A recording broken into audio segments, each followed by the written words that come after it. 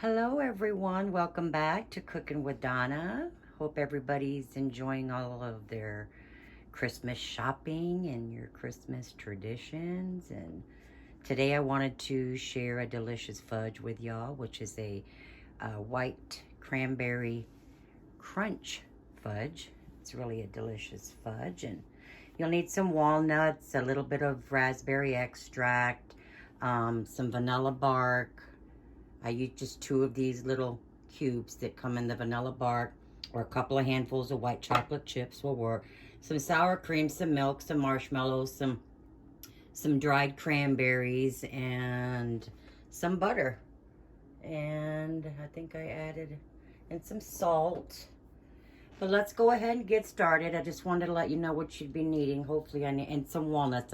And your walnuts, toast those up really good, you guys. Because when you get the little brown specks, that's a lot of flavor. Don't skip on that part.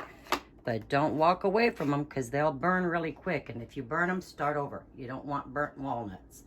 Just lightly browned, lightly toasted. But anyway, in my pot, and of course you need sugar. You need 2 cups of sugar. Here I have 2 cups of sugar and 4 tablespoons of real butter, sweet cream butter, and a 1/4 teaspoon of good old salt, regular table salt. Here I have 3/4 cups of whole fat sour cream and a 1/4 cup of whole fat milk, or if you have it, use heavy cream in here. But I'm using milk in mine, and we're going to add all this together. We're going to stir it up good. I'm going to get my tablespoon of Karro syrup in here also. That helps your fudge. It prevents it from crystallizing. Okay, get all of that cream and milk in here. I just added my 1/4 cup of whole fat milk in here with my sour cream. All right, and my tablespoon of Karro syrup. Now we're going to cook all of this. I'm going to get it all mixed up. We're going to cook it all, get it all stirred up as much as you can before you start cooking it. And we're going to cook this to soft ball stage. Now, you fudge pros out there know already, you know, if you don't have a candy thermometer, which the ones that are not familiar on making fudge, I would highly suggest using one, because you can really go wrong with it by second guessing it until you master the fudge making, you know. But if you don't have a candy thermometer and if you want to chance it, a good way to tell if it's done is dropping it into cold water, and if it forms a soft ball, you kind of do this between your fingers, and you don't want it to flatten. And if it stays, you know, nice and round and soft, your fudge is ready. You can remove it from the heat. But I would highly suggest, if you're not familiar with it, use the candy thermometer. Cook it to soft ball stage, which is usually 238 or so. So I'm going to get this stirred up, get it cooking, and we'll be back. Now, I wanted to bring this up to y'all. Once this comes to a boil, you're going to turn it down to a medium-low, medium-high. And don't keep stirring it. Let it boil on its own, a light boil. And because if you keep stirring it, it will cause some graininess. So let it boil and just kind of move it around here and there to just make sure it's not scorching the whole time it's cooking. Don't keep stirring it. You want it to come to your boil. You hear that grain? Once you hear that sugar's all dissolved and if you see a boil, stop stirring. And just keep an eye on it. Maybe 3 times the whole time you're cooking. Just stir it around like that. Don't do this. And don't scrape on the side. You're going to get all those crystals down in your fudge. That's important. So just stir it until you hear that dissolve, and you're good to go. Okay, guys, I wanted to show you, line you a loaf pan, like a bread loaf pan. You can use an 8x8. It just depends on how thick you want your fudge. Now me, I'm using an old container of my candy tins. You know, use what you have. You know, even if it's a plastic container that you store stuff in the fridge, just line it with some foil. You know, because sometimes the loaf pan can make the fudge. If you have the bigger one, that works well. But the 9x9 or those are a little too thin for me. So this one works good for me.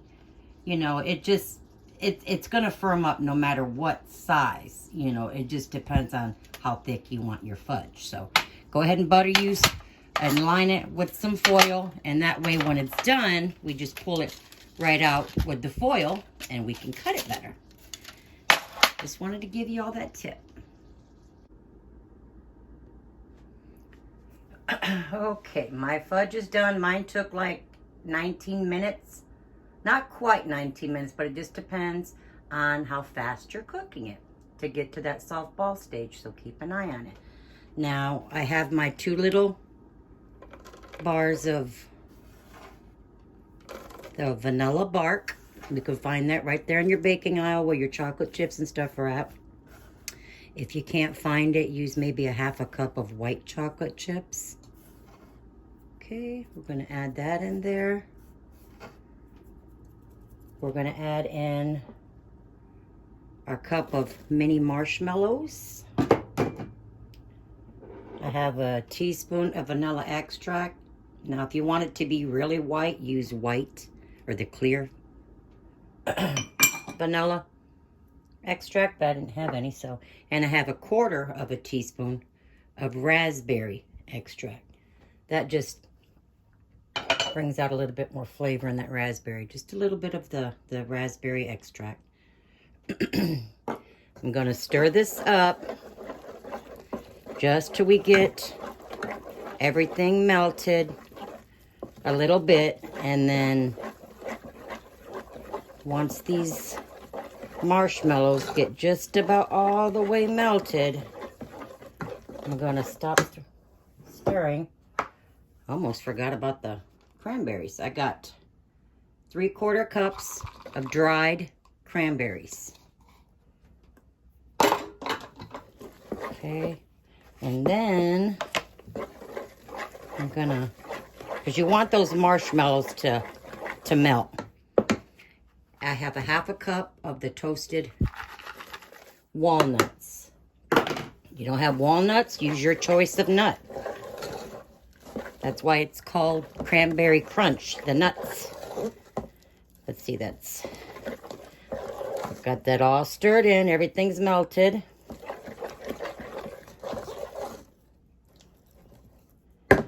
Now, I'm just gonna get this poured into my pan. Alrighty, there it is, the finished fudge. This is the cranberry or the white. And I put it in the freezer for 40 minutes. Christmas fudge. And it don't take much, guys. Cut it little because it's very sweet. So if you like sweet, isn't that pretty? It's a very rich fudge. But if you like fudge, keep watching because my next one's going to be some chocolate fudge. Just straight old-fashioned fudge. Just straight fudge. You know. But I thank you guys for watching. And let me know what you think about the fudge. And please like and subscribe as always. And thanks for watching. Have a blessed day.